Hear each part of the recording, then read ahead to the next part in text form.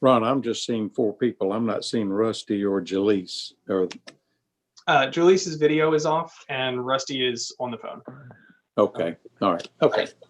So we are live on YouTube, and I want to go ahead and call the meeting to order and acknowledge that the press and the public have been duly notified of the meeting in accordance with the Freedom of Information Act. And we'll go ahead and open with the election of the chair and then move on to the election of the vice chair. So do I hear any motions for chair? How about Malcolm?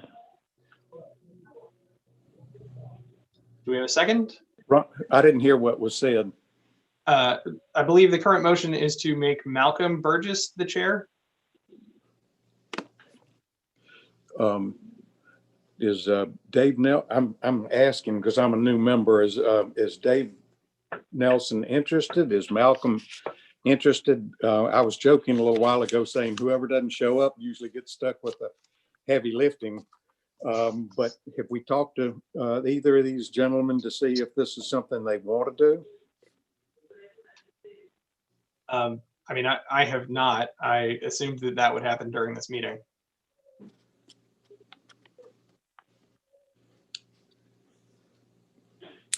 Do we have to make a decision today without talking to the gentleman? I suppose we probably can defer if you guys want to defer. What do you think, Ray? I don't think it's a good idea to elect somebody into the chairmanship position without letting them know that we're doing that. Okay, let's defer the motion. Thank you.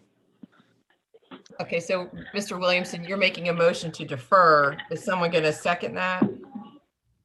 I'll second that. This is Doug Truslow. Mr. Truslow, okay. And the reasons are it's a matter of common courtesy. Mr. Williamson and I feel like, and Mr. Burns has expressed that we owe them the opportunity to accept or decline, and just make sure this is what they would like to do. Absolutely.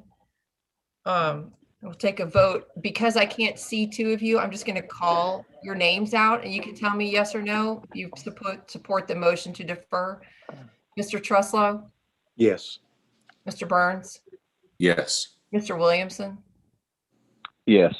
Did we lose Miss Spell? It appears so. I'm reaching out to her right now. Okay. I mean, that's still well, it's not a quorum, is it? If we only have half?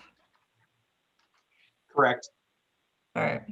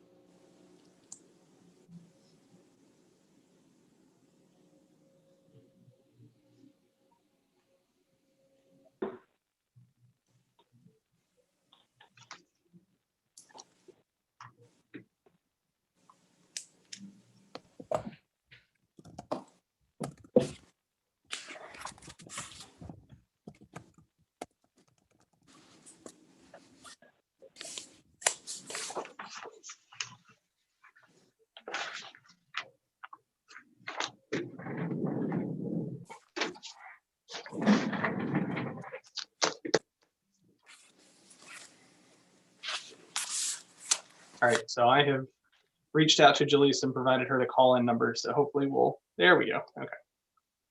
Jaleesa, you there?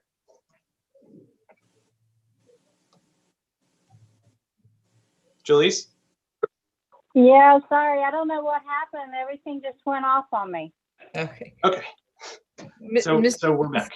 Ms. Spell, the motion that we have on the floor is the motion to defer the vote for chair and vice chair due to the fact that Mr. Burgess and Mr. Nelson are not present in order to decide whether or not they want to accept or decline the offer to serve in those positions. So the motion has been made and seconded, and I'm just looking for your vote, whether you support that motion to defer. Yes, I agree. Okay, thank you. So that passed. All in favor? Okay. The next thing is the approval of the previous meeting minutes of June 15th. Does anybody have a motion to approve? Motion to approve. Do we have a second? This is Doug Truslow. I wasn't there. I've listened to everything that was said and reviewed them, but I just don't feel like it'd be appropriate for me to vote on something where I wasn't involved. But I'll keep an open mind. What to Ron? What do you? Your presence actually isn't. I only know this from a previous meeting, but your presence at the previous meeting does not preclude. It doesn't. I don't know if preclude's the right word. You don't have to have been there or a part of the committee in order to have voted for the minutes. I can't give you a reason. I just know that that's been said in open meetings before. So the current motion on the floor is to approve the minutes from the previous meeting. Do we have a second?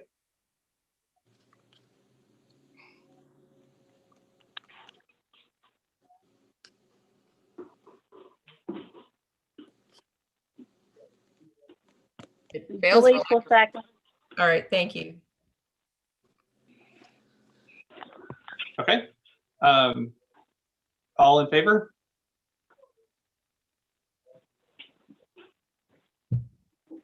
Mr. Williamson, are you approving the minutes of the previous meeting?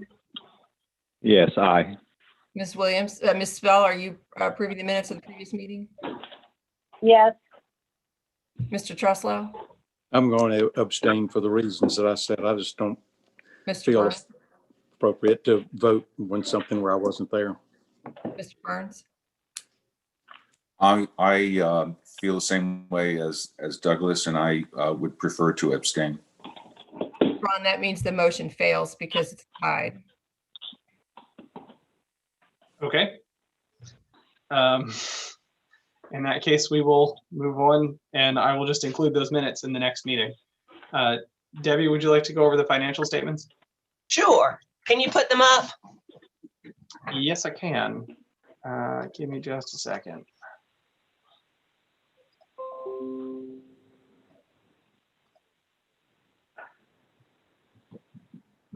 Okay, here we've got the balance sheet. This is as of January 31st, 2021. Cash position, we have about $57,000 locally at the BB&T or Truist account, and a little over 1.9 million at the state local government investment pool. For our new members, a little bit about the investment pool. We also refer to it as the LGIP. This is managed by the state treasurer's office. There are state laws governing what municipalities and local governments can invest in. So generally speaking, based on my experience, these folks do as good as can be expected within the restrictions of the law. That being said, it's not earning very much interest right now. It has done significantly better recently, but in January, the interest rate was 0.1542. We don't get any interest on the cash at BB&T. So that's just a little bit of background there. I will say that the city has investigated in the past not just for these funds, but for all city funds, certificates of deposit, money market accounts, laddered CDs, that type of thing. But the decision has always been that those other investments either tie up the city's funds in a way that is not acceptable to council, or the management of in and out to maximize the interest rate is just, it takes too much time. So that is why we have generally stuck with the LGIP, but that other alternatives can always be considered. Okay, so on this, the liabilities, you can see the amount due to the other funds, that 14,000, the 115 accounts payable, I think is just, I believe there's a CVB contribution in that total and some other expenses, and we'll go over expenses in a minute. The amount due to other funds, the 14,000, is the year-to-date wages and fringes associated with the public restroom attendant. That Excuse me, Debbie, excuse me one moment. I can only scroll down to the total liabilities and fund balances. that's all that's on that we're looking at right now. Okay, all right. Thank you. Mhm. Some background on the public restroom attendant, and I'm saying a lot of this that some of you might already know, but for benefit of the new members, the city has historically paid, had a contract for the attendant and cleaning at the public restrooms. That contract, the contractor decided not to renew it.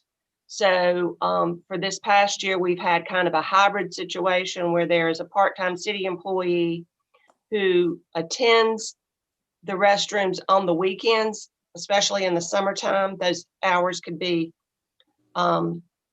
spread out during the week in the summer if necessary. And then the city has a cleaning service that handles the cleaning on the weekdays. That hybrid model, I think, is working up fairly well, but because the state ATAX fund has historically funded the contract, we are going to we'll make a transfer to the general fund to cover the salaries and wages for the attendant. Year to date, cumulative revenues over expenditures are 229,775. So our fund balance, whoo, Ron, you went too fast. Our fund balance is right at $1.9 million as of the end of January. Okay, going forward now, we'll talk about revenues, and we'll go into some more detail, but this is the amounts received from the state, minus the portion that goes directly to the general fund for the September and December quarters. We get the state ATAX money quarterly, and $2,000 in interest has been received so far. Now we'll jump into expenditures. This report groups expenditures kind of by broad category of items that are funded, the actual compared to the budget. If the what typically might happen is if we exceed budget on any line item, we would ask for the committee to approve that overage just for record keeping in our annual report to the state. There's also a column for things the committee could approve outside of the budget for items that are brought forward before the committee from the public or city departments as well. But just briefly going through, you can see public restroom operations. The budget is $107,000. We've spent $42,000 year to date. Of course, this is for the fiscal year ending June 21. So it began July 2020.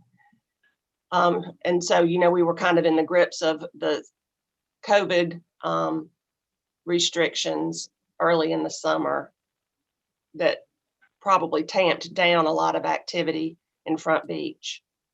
I suspect we will easily be able to come in under budget for the public restrooms for the year. The state ATAX fund also provides the revenue to cover, not so fast, Ron, go down a little bit. Thank you. That funds the trash pickup contract for Front Beach, the apparatus that you will see if you're on the beach going from one end of the island to the other, emptying those trash cans. Also takes care of some cans in the Front Beach area along the street. Irrigation at Breach Inlet sign, the IOP.net website, the costs associated with maintaining that all comes out of state ATAX funds. The website t-shirt promo that we have here at City Hall has kind of been shut down due to COVID, but generally speaking, those t-shirts are funded from state ATAX. Okay, next page. This is where you see the 30% tourism promotion contribution required by state law to go to some sort of tourism promotion agency. We have historically used the Charleston CVB, and this shows the portion of the quarterly ATAX payment that is transferred to the CVB. I'll point out also on this page, even though it's we haven't made the payments yet, but it's a significant expense. 75% of the debt service, annual debt service related to the GEO bond issued to replace the marina docks. That bond has been closed, and that payment will be forthcoming. 4th of July fireworks, you will of course remember that they were canceled for 2020. I don't know that a decision has been made on those for 2021. A little bit of spending associated with rec department. This was maintenance on the scoreboard.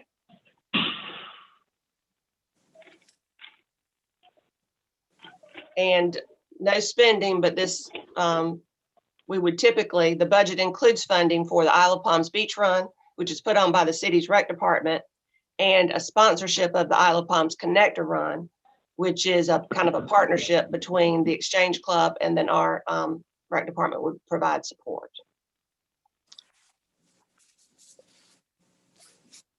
And stop me at any time. I'm kind of running through this. I want to, we've got the time to talk about any of these things if any of the new members have questions. Okay, next page. I do when we finish. Okay. Is this a good time or a bad time? You're doing a great job explaining what you're doing. Well, thank you. I can. I've read this before, so I understand. A couple of questions and an observation. I'm unfortunately reading some things online where some members of the public are talking about how much money that they provide to the Isle of Palms to support day trippers. I don't see it in here. Can you confirm it? I believe you're correct, but am I correct in my understanding? I'm not seeing where they're giving us the hundreds of thousands of dollars that they claim to support day trippers as part of the ATAX budget. Well, this committee has purview only over state accommodations tax and only over the state accommodations tax that is deemed tourism related, what the city keeps. I understand. That money is generated by people who spend the night and pay an accommodations tax. On the Isle of Palms, right. I'm familiar with the statute. I was just, there was a friendly question, Debbie, that there is nowhere in here where there are funds of money that day trippers from outside of the Isle of Palms are contributing to our ATAX fund. Is that correct? Right. There are no, the funding for this pot of money is Right. totally from people who come and spend the night, either in a short-term rental, a hotel. Right. It was a friendly question, but Right. I keep hearing people say this, and I couldn't find it anywhere in this budget. And the second part is, when I look at all the hard work you've done, I'm looking at the funds that we're paying to make the Isle of Palms out of our tax funds, our ATAX funds, to make the Isle of Palms a nicer place for people to come visit. And I'm just quickly adding this up. I'm seeing more than $1 million. Is that right?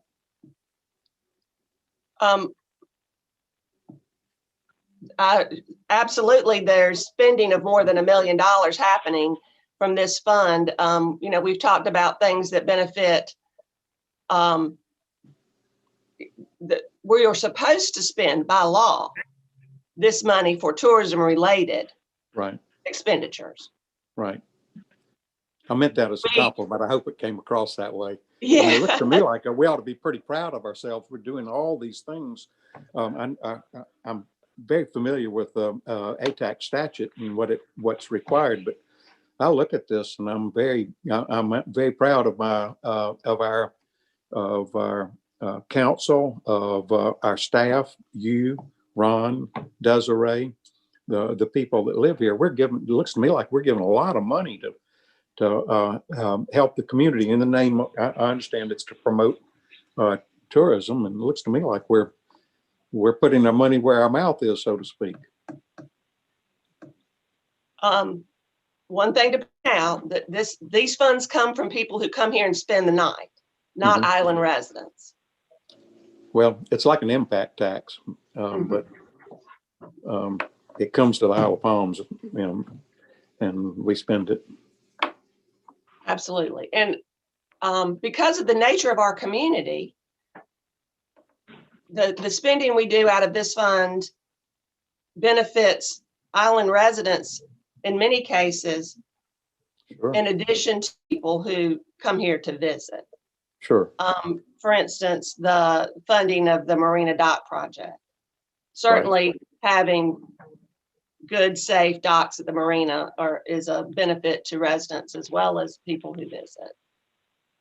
And there's all sorts of examples of that throughout the funding of the state ATAX funds. All right, thank you. I didn't mean to interrupt you. Sure. I just thought, put it in Debbie, I have a perspective. question. It's sort of related. I'm hoping, is now a good time to ask another question? Absolutely. Okay, I understand the providers of places for tourists to stay pay the state in accommodation. The tourists pay the provider then pays the state. I think it's 2% accommodations tax. And that's where this money is coming back to Isle of Palms from the state. Now, as those same providers also pay Charleston County 2%. Right. Does any of that money ever come back to Isle of Palms, or does it just stay in Charleston County?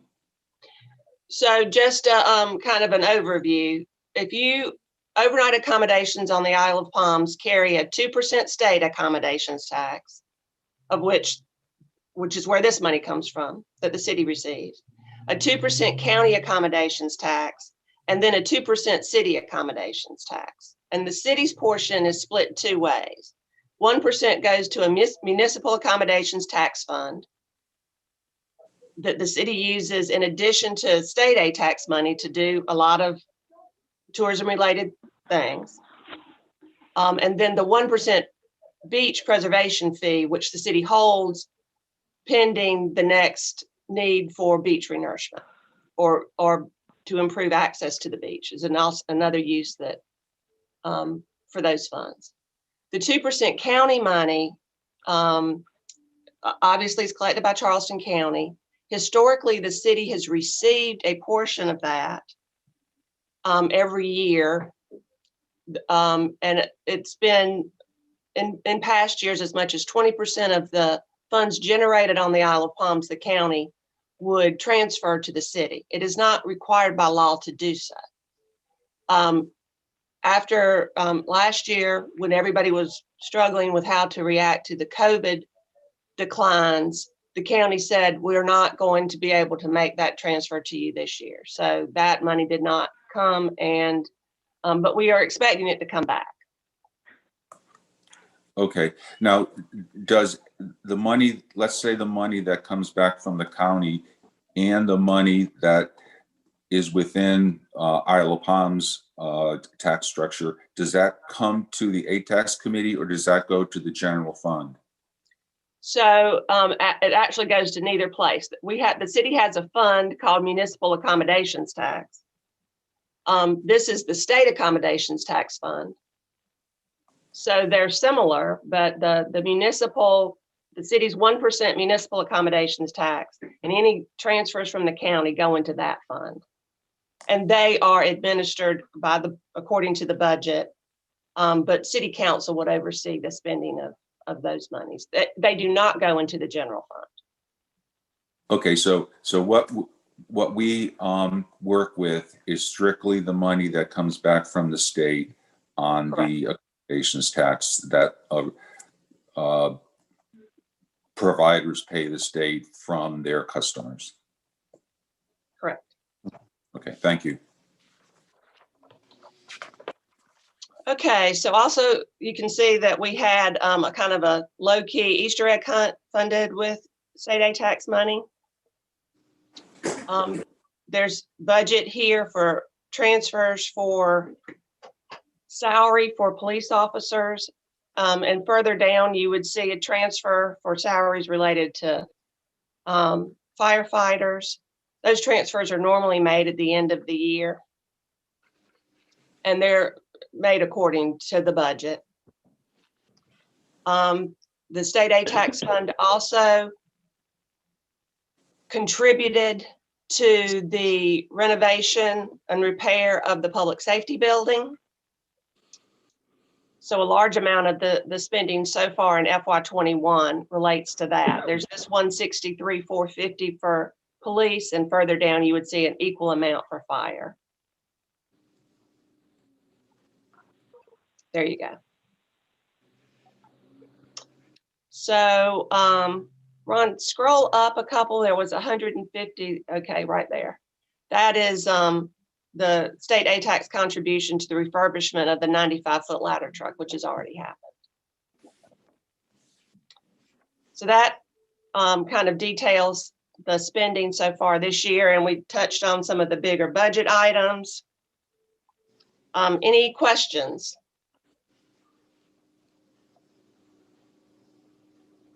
You can see that so far this year, there's been $950,000 worth of spending.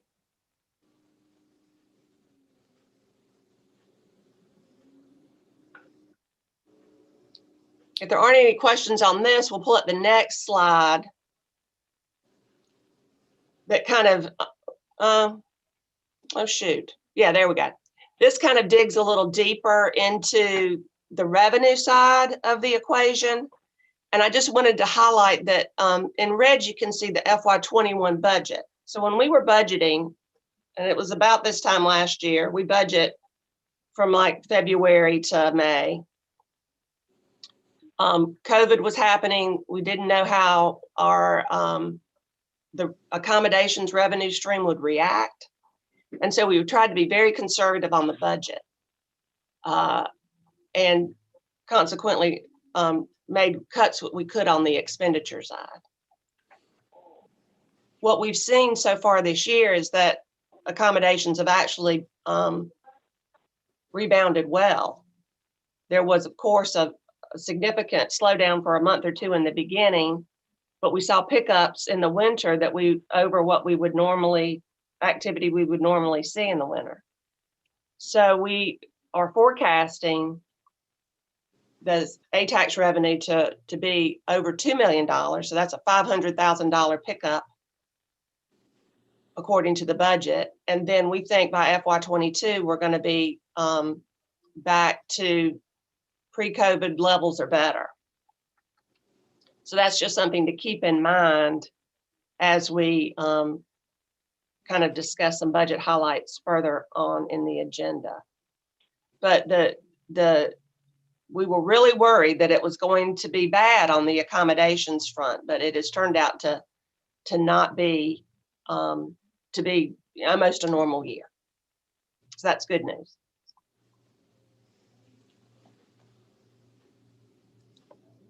Okay, Debbie, thank you for that. We will come back to you shortly when we start talking about the discussion of the FY22 budget.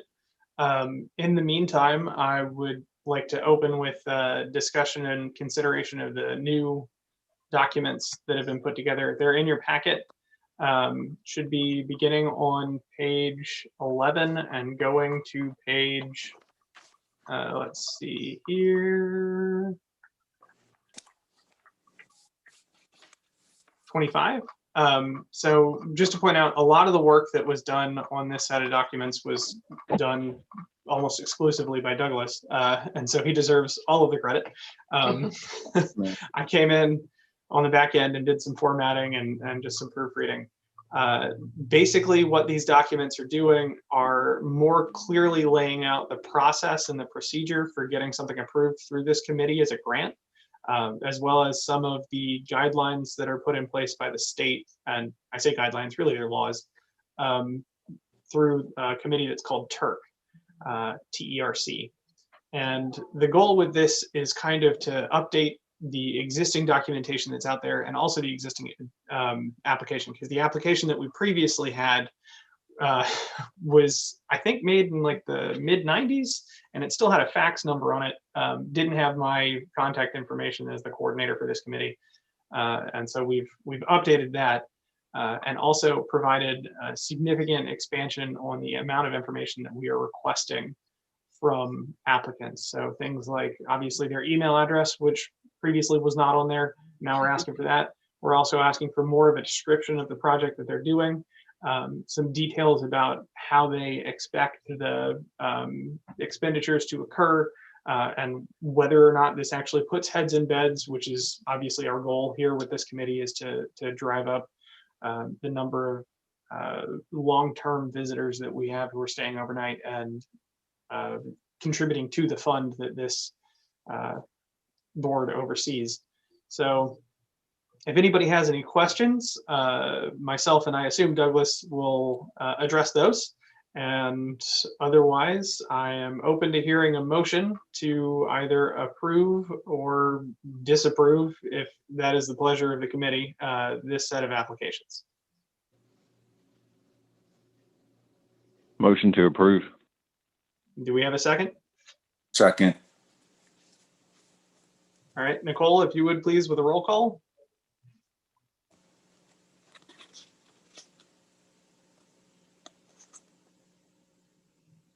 Mr. Truslow, Aye. Mr. Burns, Aye. Ms. Spell, Aye. Mr. Williamson, Aye. all in favor? Okay, and so I will go ahead and get these uploaded to the website, and these will be the documents that we use from here on out for accepting applications to the ATAX committee. Moving on to the same page that we were just on, but in a little bit more detail. Debbie, are you available to discuss the FY22 budget for the ATAX committee? Sure, because this is going to be a very high level discussion because we are not far into the budget process. But the highlights are that, as I said, we expect revenues for the state ATAX fund to be better. Well, you can see for FY19, just barely on this schedule, you can see the actual was $2,022,000. So we think we're going to recover to FY19 levels and maybe a little bit better based on what we've seen so far so far this year. So that's the revenue side. Then on the expenditure side, we would expect the ATAX fund to support efforts very similar to what's included in the existing FY21 budget. And I'll just run down a few of those. Police vehicles, I think the 22 budget includes, and this is all preliminary, but the first draft includes 2 police vehicles, debt service on a ladder truck, the new ladder truck, which is also included this year. Support for purchase of a new fire truck, 25%. Support for purchase of, and this would be 100% replacement of the fire department's SCBA apparatus. And that stands for something, and I can't think of what it is exactly, but it's the air tanks that firemen use to breathe with when they go into a fire. Those have a very long life, but ours have are near the end of their useful life. And we have been saving for years now to replace them. And so this is the year that replacement's going to happen. A Z-Track mower in the Public Works Department. As far as events, continued support for the connector run, the Easter egg hunt, and a music event. Continued support for the beach trash removal, the public restrooms.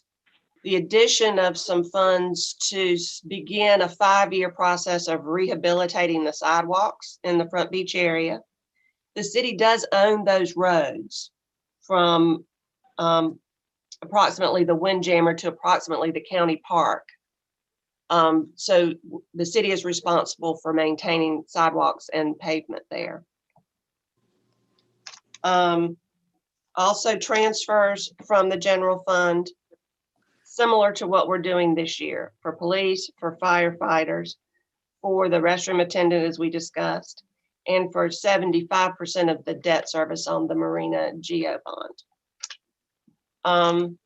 So we can do all that in the preliminary version of the budget within the revenues received and have a little bit left over, not much. Typically, just FYI for the new members, the city's budget approach, we try to be as conservative as possible. So we would tend to estimate low on the revenues and estimate high on the expenses. And over time, what that produces is typically years where we don't spend more than we think we're going to spend. That approach has served the city well. And we will, that's the kind of the overarching process as we move through. So as we develop and go through different drafts of the budget, we'll get to a place where we feel sure enough that it's solid enough to bring before the committee, and you will get the opportunity to vote on that. And then you will also get the opportunity to make suggestions for changes. And those will go through the through city council. So you'll have at least one meeting, maybe 2 chances to, maybe more than 2 chances to see the budget. So just know that the process is going on. We don't expect it to be significant, the budget to look significantly different from FY22 than in FY21. We'll just get revenues back to FY19 levels. Are there any questions there?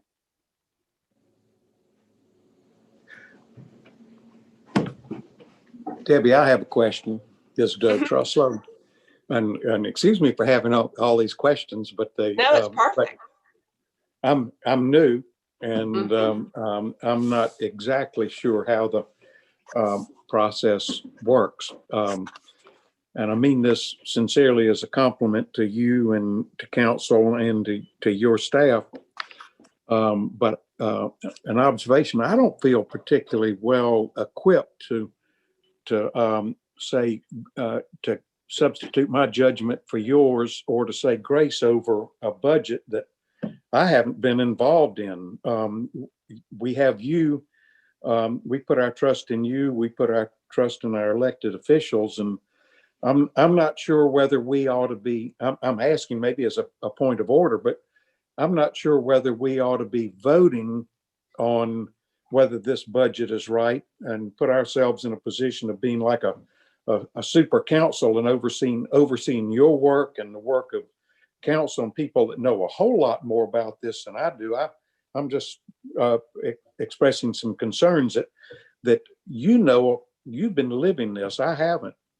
I just want to, Doug, if I may jump in here for a minute, I just want to point out this is a discussion only item. There is no approval or consideration for this particular item on the agenda. Perfect. I heard the word vote, and that was the reason I was saying perfect. Thank you, and I'll shut up. Right. Appreciate Well, it. let me just, I mean, there will be a meeting in the next couple of months where we will present a budget to you and ask for the committee's approval of that budget. I'm sure you all understand that this is an advisory committee. So anything that this committee determines has to go before city council, and city council can agree or disagree. But city council seeks this committee's approval of the budget. It is the game plan for the next fiscal year. So certainly we would want the advisory committee to weigh in on it. And that's what you will have the opportunity to do sometime in the next couple of months. Okay. I wasn't trying to be obstreperous. I'm just trying to understand what the rules of the road are. I wasn't sure whether we just sincerely thank you for all your hard work and accept it for information and pass it on to council. Do we vote up or down and get all up in your business, so to speak? Or do we seek guidance from council on what we're supposed to be doing? I don't want to overstep my bounds and think I'm more important than I am. I think I say it with all sincerity that you're in a better position to know what we need than I am, and council's in a better position. So I don't know whether we ought to just receive the information and say thank you, and then if we have any questions, we can ask those. But I'm just not sure. I'm thinking out loud with whether we ought to weigh in and start to question how much a police car work costs to outfit.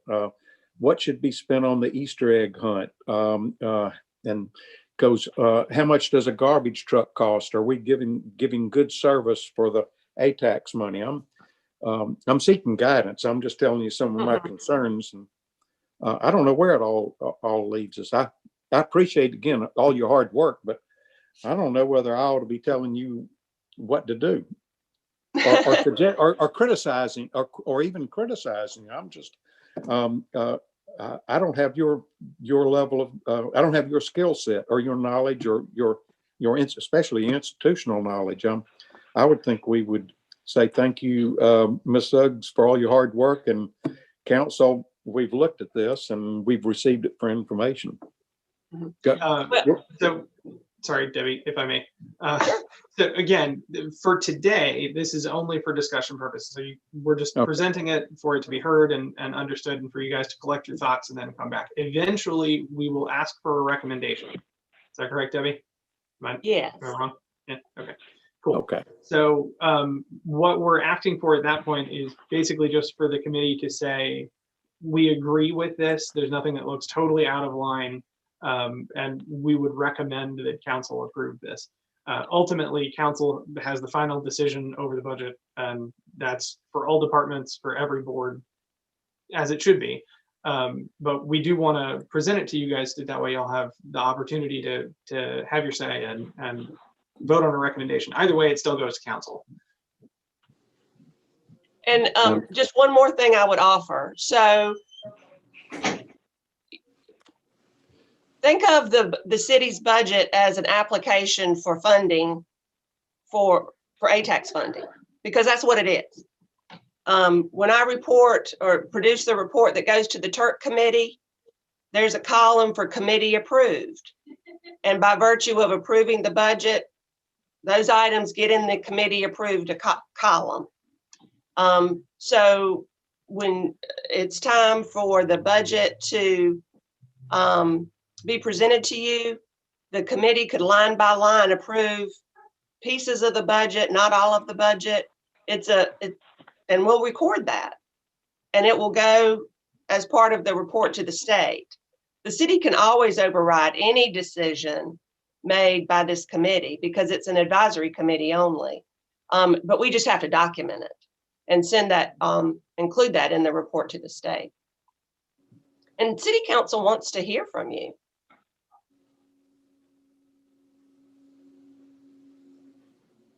Did that help?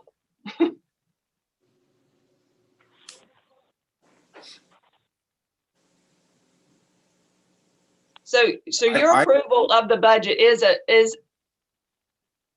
an integral part of your service on this committee.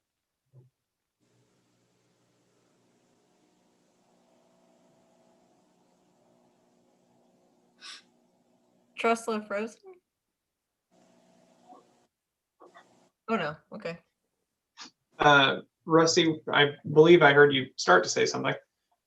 That was me. No, something else. That was me.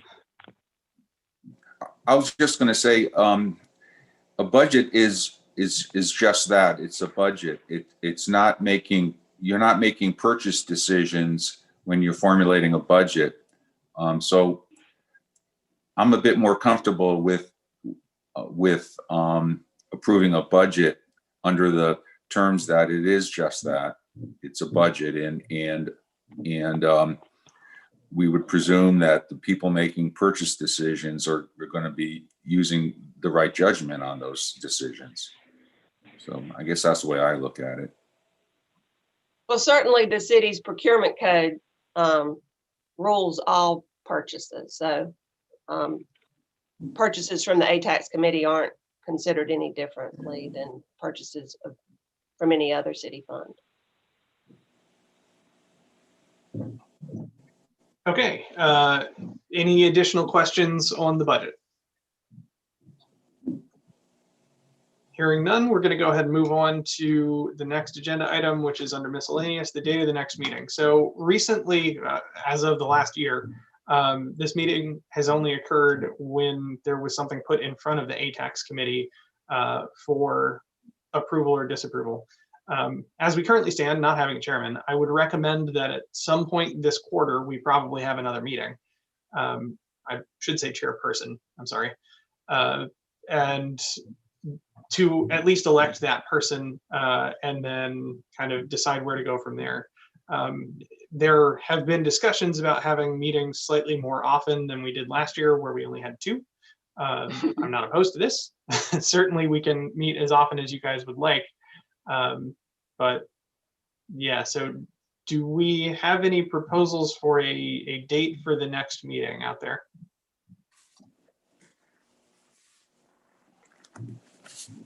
How about 30 days from today? All right, so 30 days from today would put us at March 11. 9th. Right? Yeah, because there's 28 days in February. So do you guys have a particular time that works for you? Is everybody's calendar kind of open?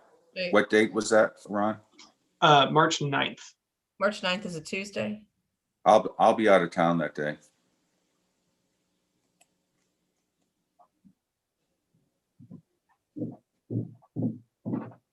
When do you come back? The 13th. All right, so do we want to do it the 8th, maybe, that Monday? Well, I'm gone that whole week. Ah, okay. Let's do March 15th then. I don't mean to be difficult, but I have doctor appointments that day. All right. How about March 18th? That works best for me, the 18th at 9. March 18th at 9 a.m. That, again, I really apologize. You would think I'm not really this busy, but I actually have an appointment for a COVID vaccine that morning at 10:20. Okay. Can we I could do do, the 7th, I could do 16th, 17th, 19th. does the 16th not work for anybody else? All right, so we'll do the 16th at 9 a.m. 16th at 9 a.m. I'm sorry, Jaleese, were you objecting Yeah, there? I was just gonna say Tuesdays are not a great morning for me because I have an executive meeting where I work, but if I have to, I'll skip that. We can do it in the afternoon if you guys would prefer. We'll do like maybe at 3 o'clock. Thursday mornings are my best mornings, but Thursday or Friday. I could Okay. do Thursday afternoon. What about Friday morning? You had mentioned the 18th. If you wanted to do it in the afternoon on the 18th, I can do that. I'm good We with could- Friday at 9 on the 19th. I think you had mentioned that. That's perfect for me. This Friday, the 19th at 9 a.m. not work for anyone?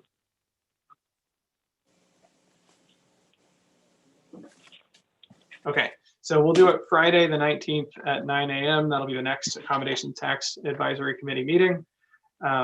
And outside of that, we have no additional business. So do I hear a motion to adjourn? Yes, I move. The second, Second. all in favor? Aye.